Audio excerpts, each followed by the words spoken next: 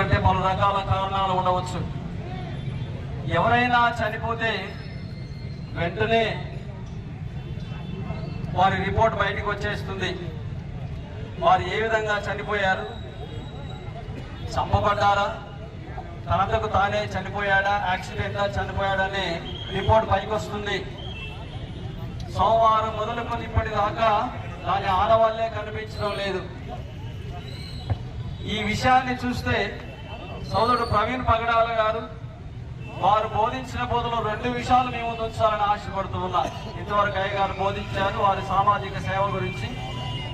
సామాజికంగా వారు బోధించిన బోధ ఏమనగా ప్రత్యేకంగా మతం గురించి మాట్లాడాడు.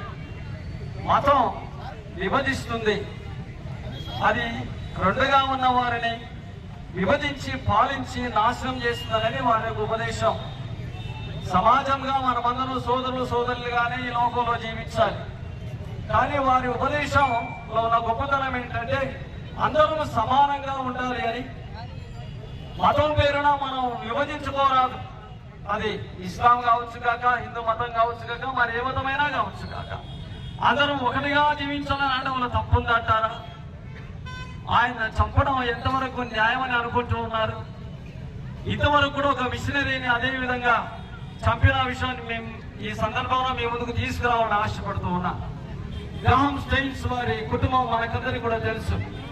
వారు కుష్ఠరోగుల మధ్య పరిచర్య చేస్తూ ఉండగా, కుష్ఠరోగులకు ఉచితంగా పరిచర్య చేస్తూ ఉండగా వారిని చీపులో ఉంచి సజీవ దహనం చేశారు.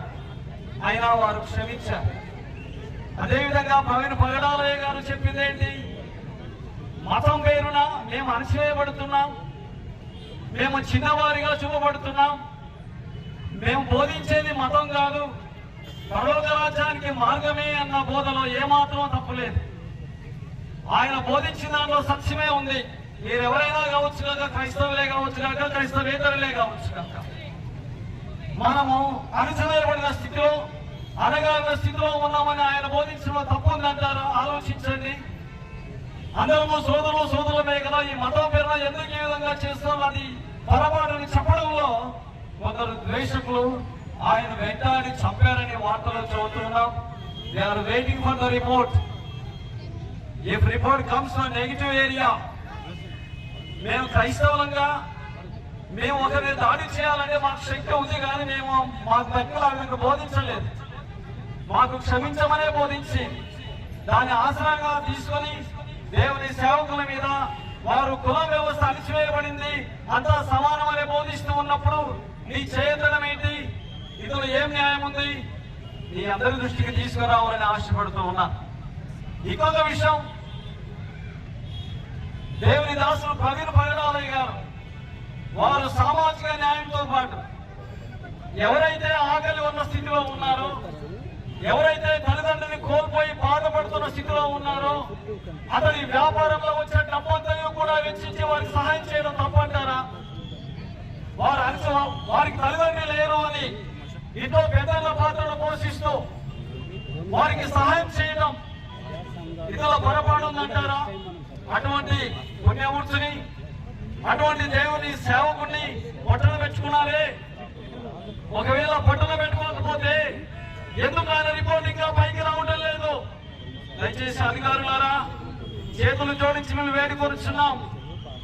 మీ కొరకు మేము ప్రార్థన చేస్తున్నాం. ఒకవేళ మీరు అటువంటి కారణం చేసి ఉంటే కూడా మీ మార్పు కొరకు ప్రార్థన చేసే వాళ్ళమే కానీ మీ మీదకి చేసే శక్తి మాకు లేదు. దేవుని వాక్యం బైబిల్ గ్రంథం మాకు అటువంటి అనుమతి ఇవ్వలేదు.